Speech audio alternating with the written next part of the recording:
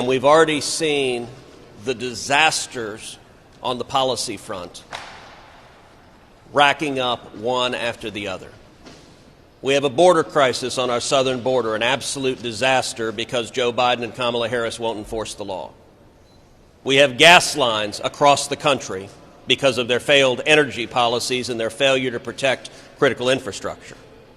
We have a burgeoning inflation crisis that is hitting people across the country and especially seniors.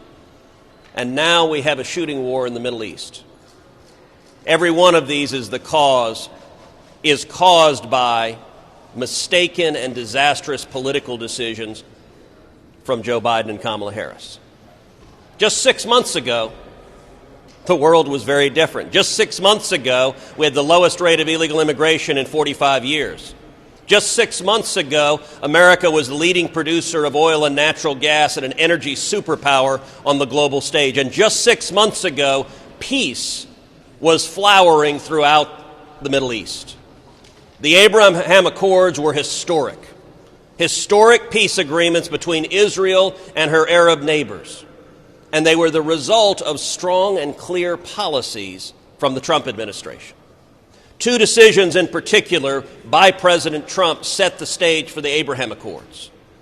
Number one, the decision to move our embassy to Jerusalem, the once and eternal capital of Israel, which President Trump made. Presidents of both parties had promised to do that. Presidents of both parties had broken that promise.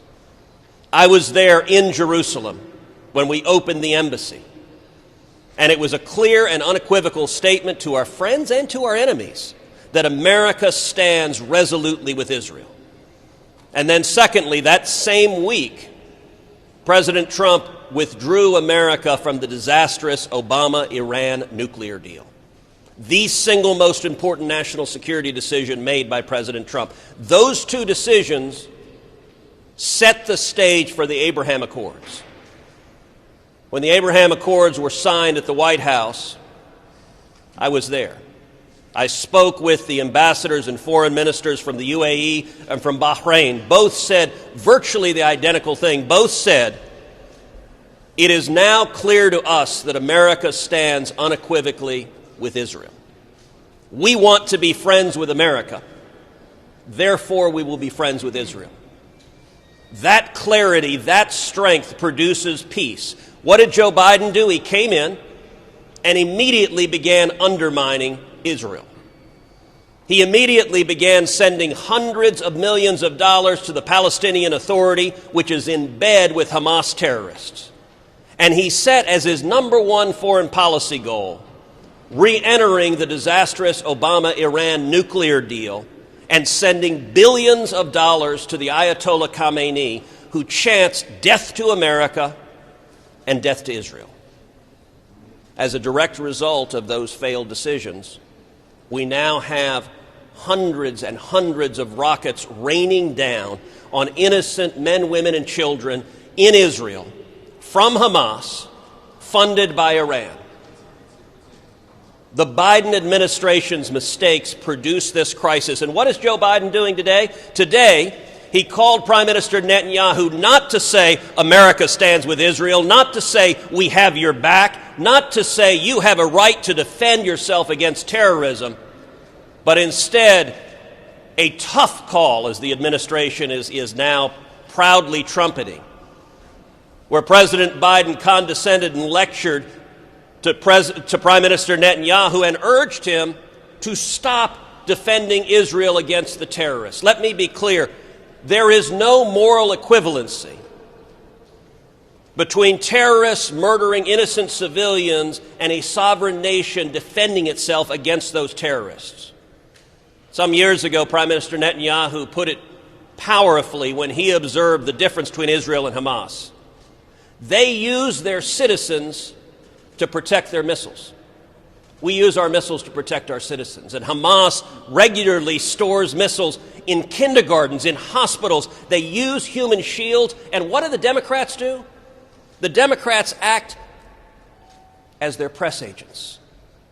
The Democrats spread propaganda because human shields are all designed locating military assets, where innocent Palestinian civilians are likely to be the inadvertent targets of any act to strike back against the terrorists. It is Hamas that is killing these human shields.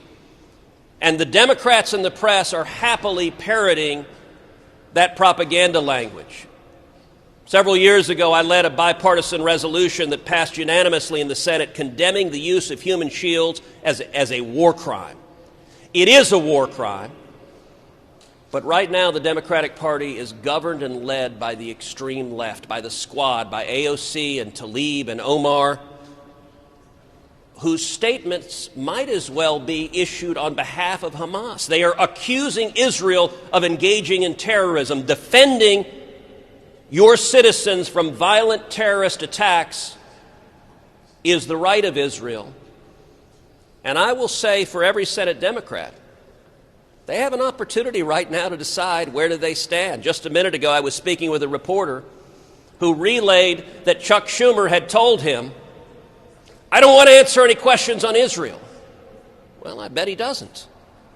I bet he doesn't, because he's so scared of AOC primarying him from the left that he doesn't want to say anything to anger the anti-Israel extreme left in the Democratic Party. Now is a time for men and women with courage to step up and say, we stand with Israel. And by the way, now is a time when the Biden administration ought to step forward and say we're going to replenish the Iron Dome munitions that are saving thousands of lives by intercepting these terrorist rocket attacks. Instead of attacking and belittling and undermining the nation of Israel, President Biden ought to be standing with Israel and replenishing the Iron Dome munitions.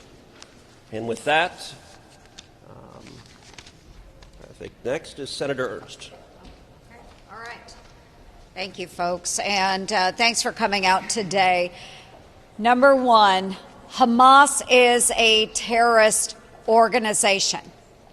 Number two, Hamas is intent on destroying Israel. Israel is the only democracy in the Middle East. They are our closest of allies. And we are all here today, and I can guarantee that each one of us assembled here is willing to pledge our unequivocal support to Israel. Now, the Biden administration should be willing to do the same thing. Hamas, again, a terrorist organization. To re-enter into the JCPOA at this point in time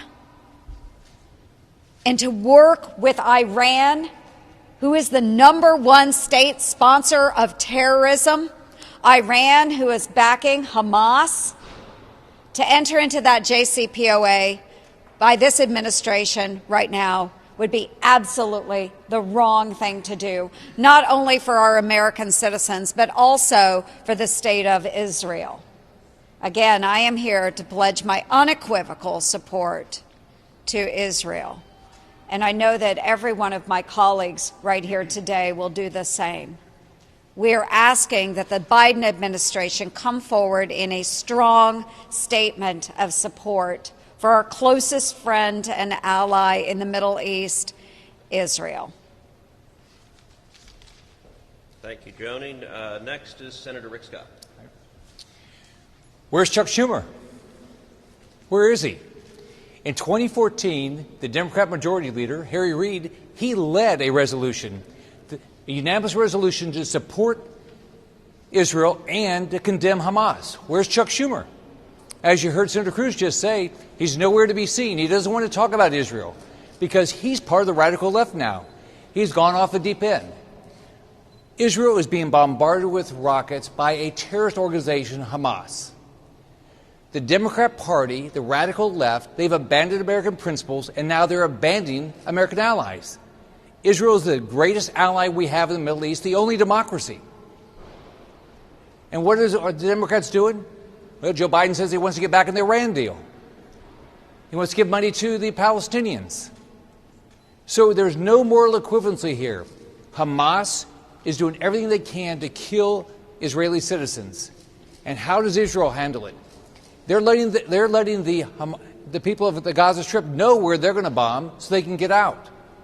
So what do we have to do? Biden has to get a backbone. He has to stand up for American allies. He doesn't have a backbone right now. What's he need to do? Stop talking to Iran. State sponsor of terrorism, don't talk to them. Stop giving money to the Palestinians and stand up for the greatest ally we have in the Middle East, Israel. Senator Marshall Blackburn. I am so pleased to stand here with my colleagues today. When I talk to Tennesseans, they are watching what is happening in Israel with disbelief. They cannot believe that Israel is being encouraged to just strike some kind of ceasefire, to just take the nearly 2,000 rockets that have hit them in the last couple of weeks and say nothing. And the excuse from the left is, well, Hamas isn't a country. But as my colleagues have said, Hamas is a terrorist group. We know that. We know that they're being funded by Iran. We know that their goal is to annihilate Israel. Israel is a sovereign nation. They have a right to self-defense.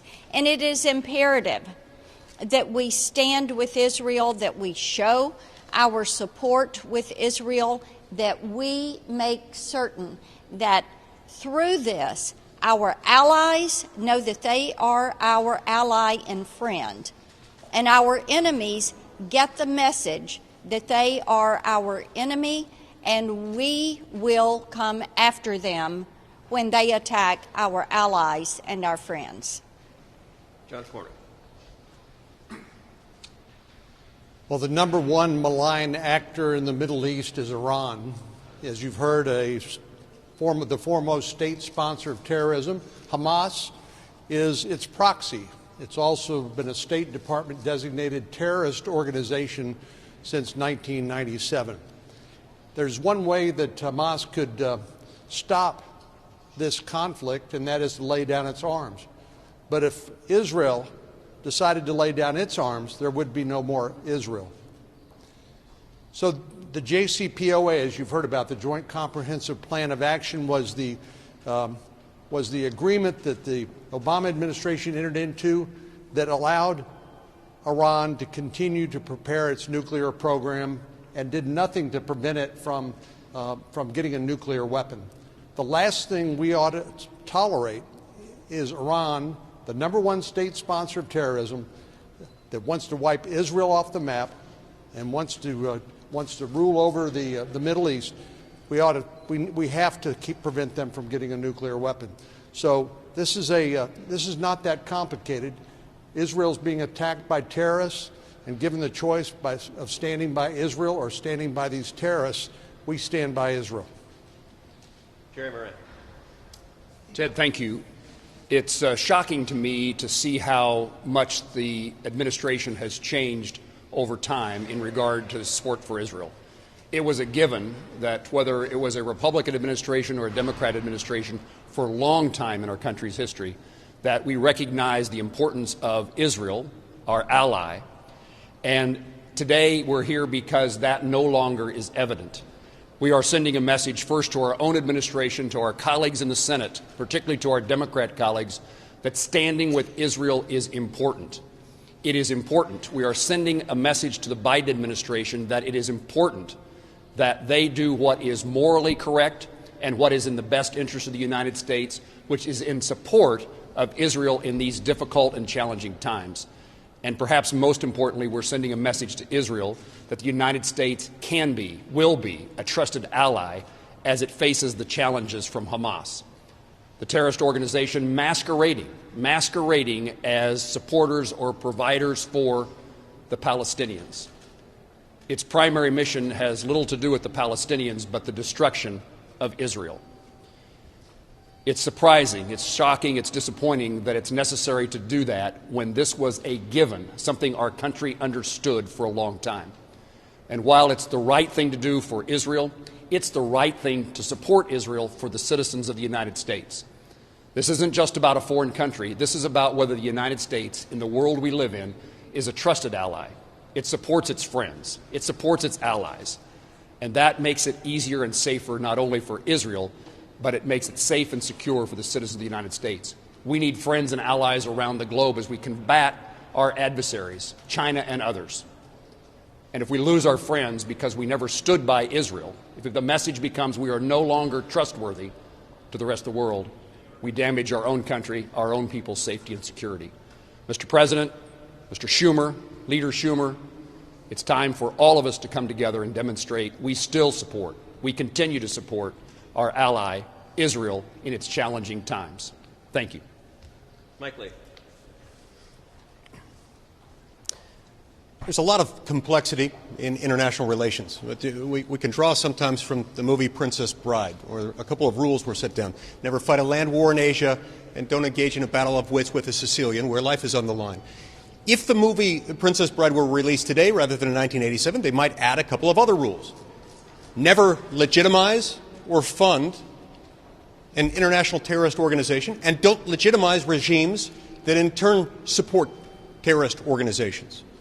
I think it's important for us to draw those lines today, at a moment when we've seen thousands of rockets being fired by Hamas into Israel. Now, these rockets, as they're being fired in, they raise a couple of questions. What are their targets? Basically, any person in Israel. Their purpose? To rain destruction and terror on the people of Israel. That's it. And so in those moments, we can't pretend as if these are completely moral equivalents on both sides of these. When you have thousands of rockets being fired into Israel, Israel has a right to defend itself. In fact, that sentence is almost a direct quote from a statement that President Biden made just a few days ago, last week, I believe. Israel does have a right to defend itself when it's got thousands of rockets raining in on it, being fired in from Hamas. This does raise the question of why and in what ways are we legitimizing or in some cases even funding Hamas.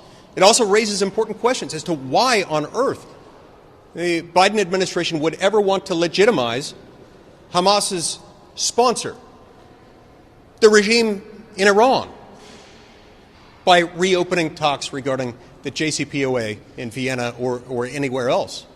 We shouldn't be legitimizing that. This really is disturbing and ought to be disturbing, regardless of one's political affiliation or partisan leanings. This is a basic issue involving the right of a group of people to exist, a group of people whose very identity and right to live in peace and harmony is being threatened and challenged and directly attacked by thousands and thousands of rockets.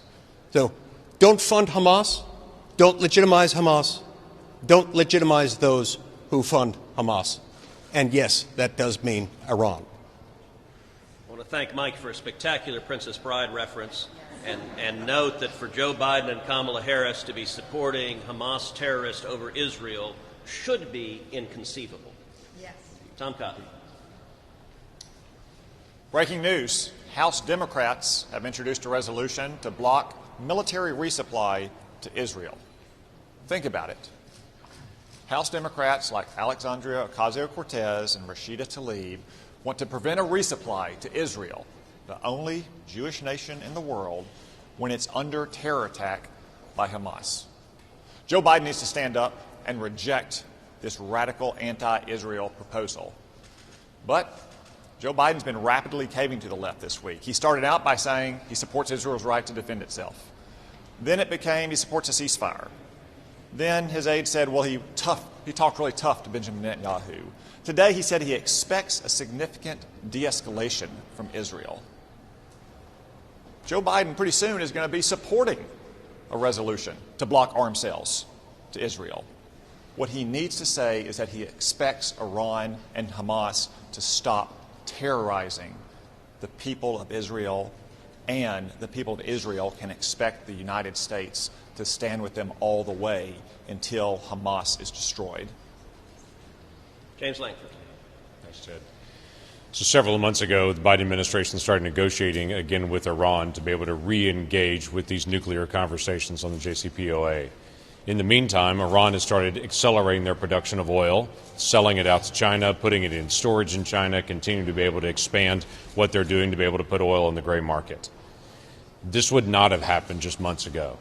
But this administration is now allowing Iran to be able to run. They're looking at reducing sanctions on the Iranian regime that emboldens Hamas, that continues to do a line of funding to the terrorists that are there in Gaza that are actually devastating the entire region. So what is happening directly with this administration is destabilizing the region. Just months ago, they were talking about peace breaking out in the Middle East and having the Abraham Accords and all that was happening with so many nations engaging, and now there's disengagement and chaos in the process. We stand with Israel. That is a clear position for the United States and for the United States government. That is the strongest negotiating position that we should have, is to say we stand with them. And when this administration says, well, we think we stand with them or we partially stand with them, it sends a signal to everyone in the region to undercut, and it stirs this chaos that's in the region. We need to speak clearly that we want to oppose terrorism in the region. This shouldn't be a difficult thing. How hard is it for an administration to say we oppose terrorism? That should be a simple statement to be able to make. We oppose terrorism and we want peace in the region. So let's work to stop terrorism in the region and get us back to a position of negotiating in peace. Dan Sullivan. So I think it's clear from this press conference, we stand with Israel. The American people stand with Israel. That's clear. But something else that's clear, and the context is very important here. Israel withdrew from Gaza. And in return, they're having over 3,000 missiles raining down on their civilians. Think about that precedent. They withdraw from Gaza. In return, 3,000 missiles raining down on their civilians. That can't be a precedent that anyone supports. Something else that's clear. Hamas is a terrorist organization. That's a fact. Hamas, when it does get money, doesn't spend it on the people. They spend it on weapons, tunnels, and the ability to fight the Israelis. That is a fact. One final issue. A theme of this press conference is how much the far left is driving the Biden administration's policies.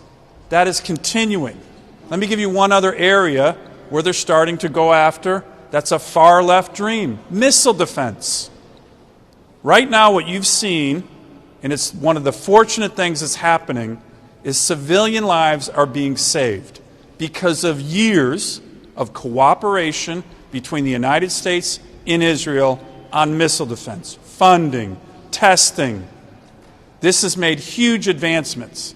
Just recently, some of the Senate Democrats are now saying, we got to get rid of American missile defense. It's too expensive. And of course, that's not going to only just harm us, that will harm Israel. So all of these far left policies need to be reversed. We're standing here with Israel today, and so do the American people. Todd Young. Well, let me give voice to what my fellow Republicans have already said.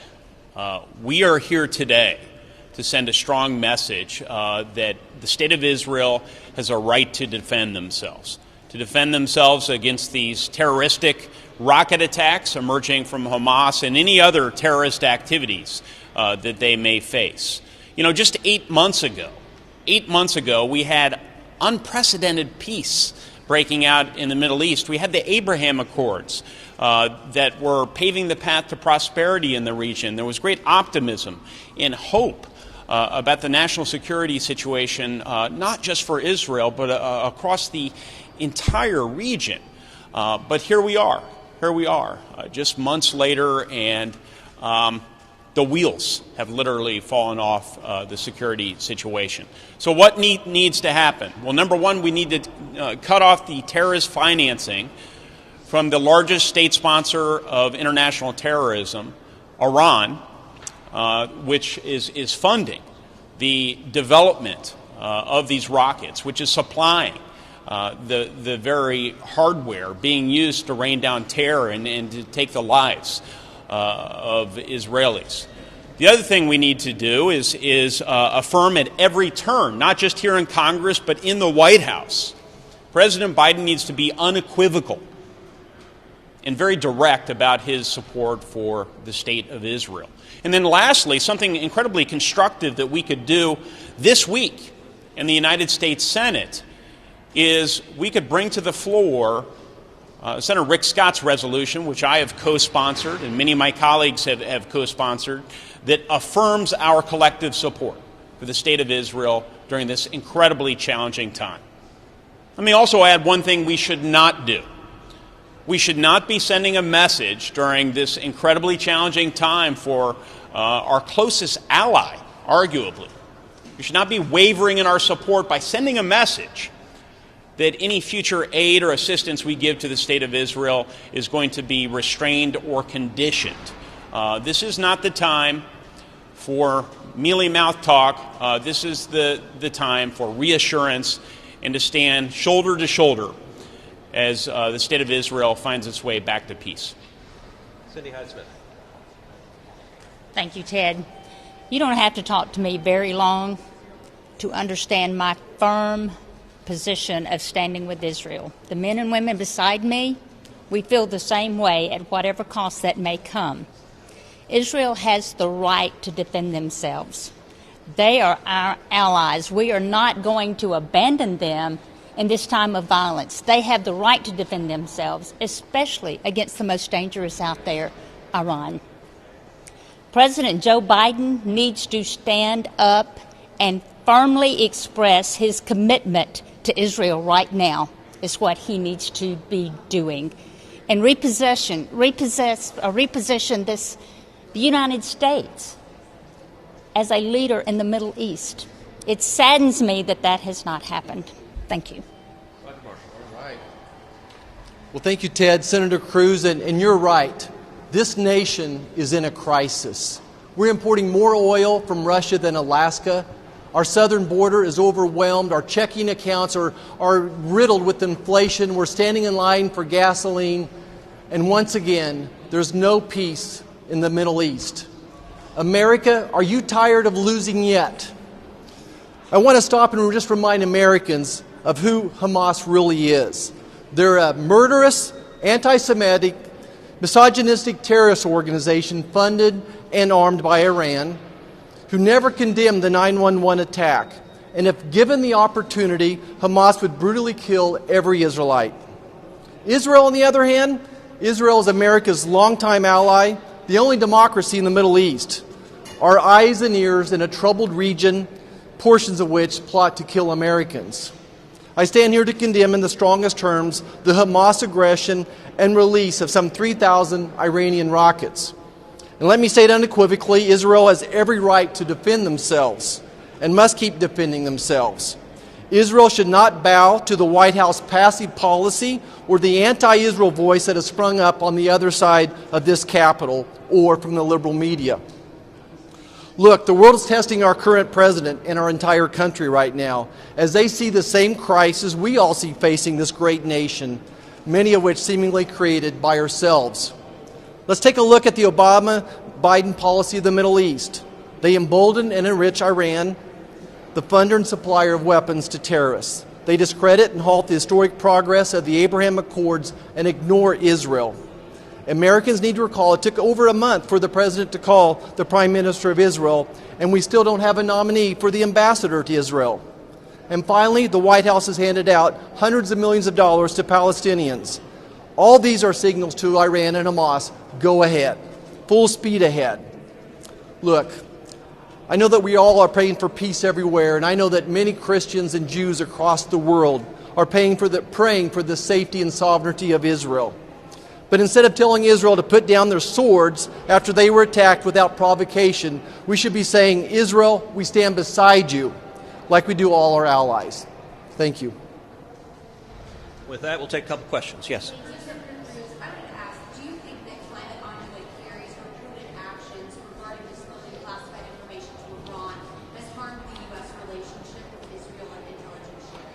Unquestionably. If those allegations are true, John Kerry should resign, or even better, Joe Biden should fire him. Anyone entrusted with national security, classified information, should not be leaking it, and especially should not be leaking it to Iran, the sworn enemy of America, whose leader regularly leads mobs chanting death to America and death to Israel. There needs to be a serious, objective investigation into whether John Kerry leaked that information, as Iran claims that he did, and if he did, he should be fired. Apart from these calls for a ceasefire, do you think the U.S. has an obligation right now to help at least reduce or prevent civilian casualties, both in Israel as well as the Palestinian return? So Israel makes every humanly possible step to reduce and minimize civilian casualties. That is made substantially harder by the strategy that Hamas employs of using human shields, of basing their headquarters in the basement of a hospital so they use Palestinian women and newborn infants as human shields, of putting missiles in kindergartens so they use Palestinian kindergartners as human shields. Hamas targets civilians. Their objective is to kill women, to kill children, to kill innocent civilians. Israel's objective is to take out Hamas terrorists, and they take extraordinary gestures, including warning people in buildings before they hit it to evacuate the building so that they can reduce or minimize civilian casualties. But I got to say, when there are civilian casualties, and Hamas ensures that there will be Palestinians who are civilian casualties, Washington Democrats act as Hamas's mouthpiece when they condemn Israel for striking back at Hamas, and they become part of the political strategy of using human shields. And when you see the extreme left blame Israel for every step of the way defending itself, they are helping Hamas, and they are furthering the violence. And I think anyone at home should ask yourself, why did this start now? Why last year did we see historic peace? Did we see the Abraham Accords? And what changed? And what changed is Joe Biden and Kamala Harris's weakness, their undermining of Israel, and their support for Hamas terrorists and for Iran. And that is why the rockets are raining right now. And at least so far, Biden and Harris seem to want to double down on that failed strategy that is producing crisis and war in the Middle East.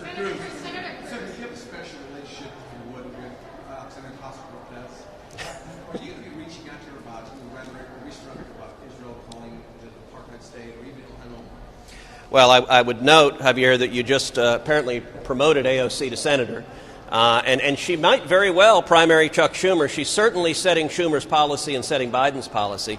Listen, her rhetoric and Omar's and Tlaib's rhetoric has been shameful in this regard, and particularly at a time like this, attacking and undermining Israel, accusing Israel of committing acts of terrorism, as the Squad has done.